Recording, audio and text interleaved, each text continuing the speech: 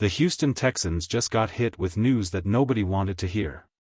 A player who was supposed to be a key piece of this defense is now completely gone for the entire 2026 season. And if you think the linebacker room wasn't already thin, wait until you hear what the doctors found after that second look. This is a full-blown crisis that the front office now has to solve, and the clock is already ticking. If you're as passionate about this team as we are, hit that like button, drop a subscribe, and share this with every Texans fan you know, because we are breaking everything down right here, right now. Let me set the stage for you. Linebacker E.J. Speed, a guy who was re-signed this past off-season after a genuinely solid year contributing to this defense, suffered what initially appeared to be a quad injury. The early hope was that it was manageable.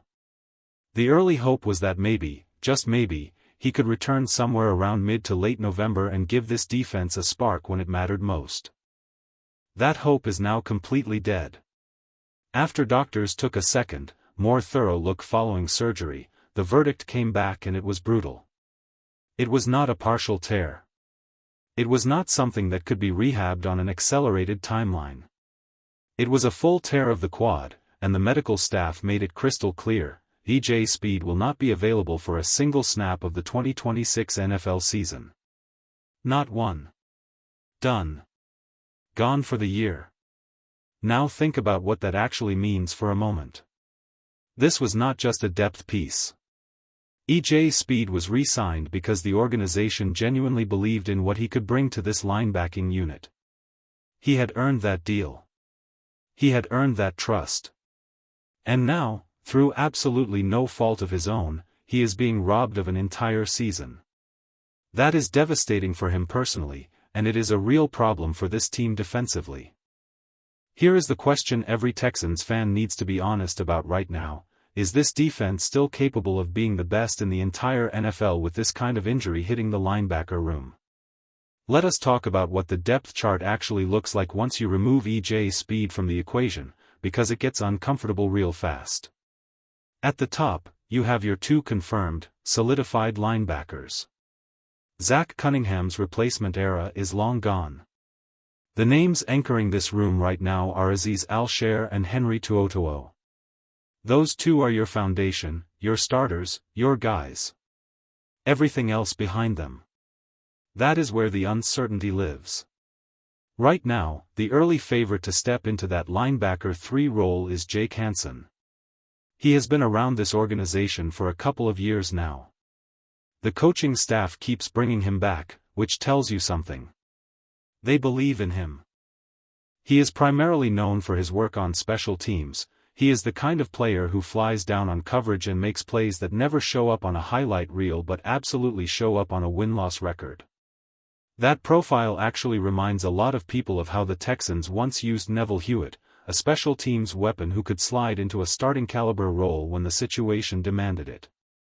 Hansen fits that mold almost perfectly. But Hansen is not the only name worth watching here, and that is actually the most interesting part of this whole conversation. The Texans made a move earlier this offseason that, at the time, looked like a throwaway transaction. They acquired linebacker Marte Mapu from the New England Patriots in exchange for a 7th-round draft pick. On the surface, a 7th-rounder for a guy New England was probably going to release anyway does not exactly set the world on fire. But dig a little deeper and this move starts looking a lot more intelligent. Mapu was a 3rd-round draft selection by the Patriots. He had a top 30 pre-draft visit with the Texans, which means this organization had serious interest in him before he ever put on a Patriots uniform. They studied him. They liked what they saw. And during the early OTA sessions, the defensive coaching staff was openly enthusiastic about what Mapu brings to the table. When your coaches are going out of their way to praise a player who cost you next to nothing, that is a signal worth paying attention to. With E.J. Speed now officially out for the year, Mapu's opportunity just grew significantly. And then there are the rookies. Wade Woodaz, a 4th-round pick out of this year's NFL draft, and Aiden Fisher, a 7th-round selection, both enter training camp with a genuine path to meaningful playing time now. Neither of them was expected to contribute heavily in year 1. That expectation has now completely changed. This is the kind of situation that can make or break a young player's career. The door is open. Who is going to walk through it? Question of the day, and I genuinely want to see your answers in the comments below. Out of Marte Mapu, Wade Woodaz, and Aiden Fisher, which of these three players do you trust the most to step up and fill the void left by EJ Speed this season? Let me know who you've got. Now here is the other layer to all of this that cannot be ignored. The front office is not the type to simply shrug their shoulders, point to the depth chart, and say, figure it out. That is not how they operate. Yes, they will look inward first. They should look inward first. They invested in Mapu. They drafted 2 linebackers. They brought Hansen back. The internal options deserve a legitimate shot. But if the evaluation process through OTAs and training camp reveals that there is a genuine gap, a void that the current roster simply cannot fill with the level of confidence this defense demands, then do not be surprised if the front office gets active. Whether that means reaching into the free agent pool and identifying a veteran linebacker who can provide experience and stability, or whether it means making a phone call to explore a trade, all options should be on the table when you are talking about protecting a unit that has legitimate aspirations of being the top defense in the entire league. Henry To'oTo'o is worth mentioning in another context here as well.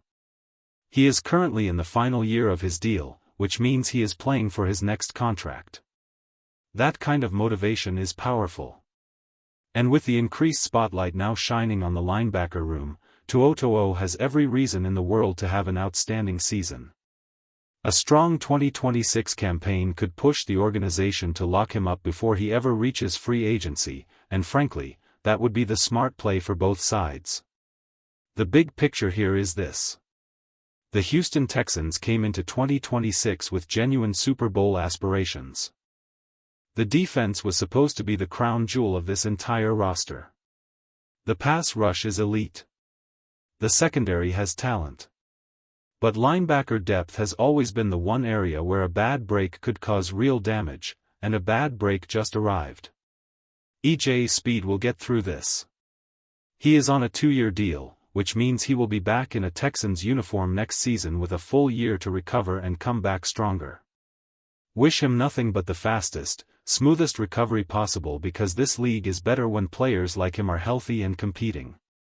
But right now, in 2026, this team needs answers at linebacker 3. Hansen, Mapu, Woodaz, Fisher, somebody in that room is about to get an opportunity that they did not expect. And in this league, unexpected opportunities are exactly how legacies get built. So the real question is, who is going to rise to the moment when it matters most?